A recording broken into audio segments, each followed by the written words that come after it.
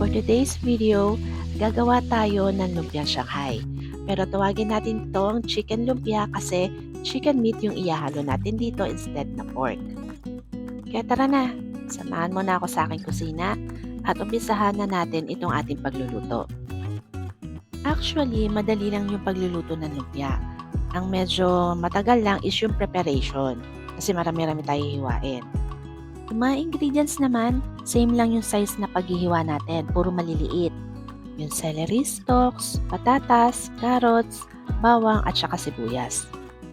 Pero kung meron naman kayong chopper, gamitin nyo na para madali na kayo matapos. So para naman sa ating ground chicken meat, gagamit tayo ng chicken breast. Ito naman pinakita ko lang dito just in case wala kayong makita na ground chicken meat sa mga supermarkets. So, bumili kayo ng chicken breast, then tadtarin nyo lang yan na maliliit. So, after natin magawa yan, ilagay natin yan sa isang bowl. Then, pagsasama-samahin na natin yung lahat ng mga pinaghihiwa natin. Yung carrots, patatas, celery, sibuyas, at saka yung bawang. So, after natin mailagay yan, haluin naman natin. Kapag napagsama-sama na natin yan, maglalagay na tayo ng ating seasonings. So, lalagyan natin ng kaunting asin, pamintang durog, chicken powder, at saka ng oyster sauce. Pagkatapos, haluin natin yan ng maigi para ma-distribute nyo yung mga seasonings na inilagay natin. Oo nga pala mga kaminang, ganito. Yung asin na inilagay ko dito, kaunti lang. Kasi mamaya, bala ko yung kalahati nitong mixture, lalagyan ko ng cheese. Ayoko kasi na umalat pa yung aking mixture, kaya konti lang yung inilagay ko. So, kung hindi kayo maglalagay ng cheese, magdagdag na lang kayo ng kaunti pang asin. At ayan, nakita nyo, naglagay ako ng itlog para binder yan dito sa ating mixture. Haluin lang ulit natin yan na maigi. Pagkatapos, babalutin na natin. And this one, optional lang to. Ito yung pang-seal natin dun sa pinakadulo ng ating wrapper. Ito yung ating egg wash. Maglagay lang kayo ng kaunting tubig dito sa ating egg at saka haluin. Kung ayaw nyo naman ng egg wash, water na lang yung gamitin ninyo. So, ito ready na tayo sa pagbabalot nitong ating lumpia. Maglagay lang kayo ng 1 to 1.5 tablespoon mixture dito sa ating lumpia wrapper. Then, i-roll nyo yung wrapper hanggang sa ma-reach nyo na yung dulo.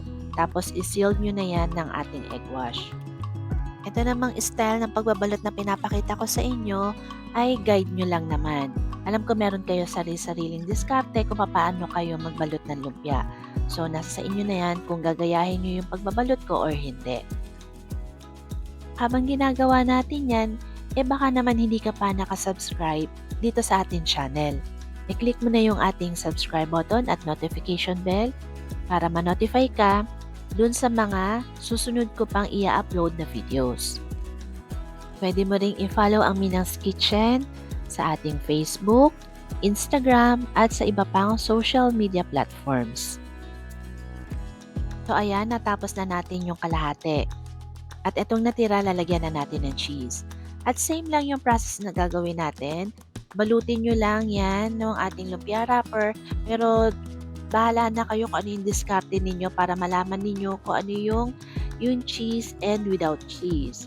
So ako, ang ginamit ko dito is yung mas maliit na lumpia wrapper.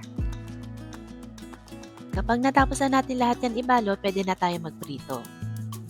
So, magprito na tayo. I-set niyo yung pan ninyo sa medium to medium low flame at maglagay lang kayo ng sapat na mantika para sa pagpiprito. Kapag mainit na at ready na yung mantika, ilagay na natin yung ating lumpia. Prituhin natin ito siguro mga around 5 to 8 minutes hanggang 10 minutes or hanggang maging golden brown. Kapag nakita nyo na naging golden brown na yung isang side, baliktarin nyo na at prituhin nyo naman yung kabilang side. Kapag naluto na yan, hanguin nyo na at ilagay nyo sa isang strainer. Mas maganda dyan nyo ilagay para tumulo yung excess oil para mapanatili niya yung lutong ng ating lumpia. Ito namang pinapakita ko sa inyo ay pwede nyo ding hati-hatiin yung lumpia ninyo bago nyo iprito. So, nasa inyo na yan kung gusto nyong gawin yung ganyan. At syempre, itong panghuli, ipiprito na natin itong ating with cheese. So, ganun pa din.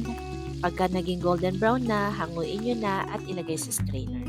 At ayan na mga kaminang, ready na itong ating chicken lumpia. Excited na ako. Sana mga kaminang, nagustuhan mo itong isinare ko na recipe sa inyo. Subukan mo ding iluto to para matikman din ng pamilya mo. Kaya aabangan ko kung ano yung masasabi mo dito sa ating recipe. Kaya huwag mo kalimutan ang mag-subscribe, like, at i-share itong ating video. Okay, kain na!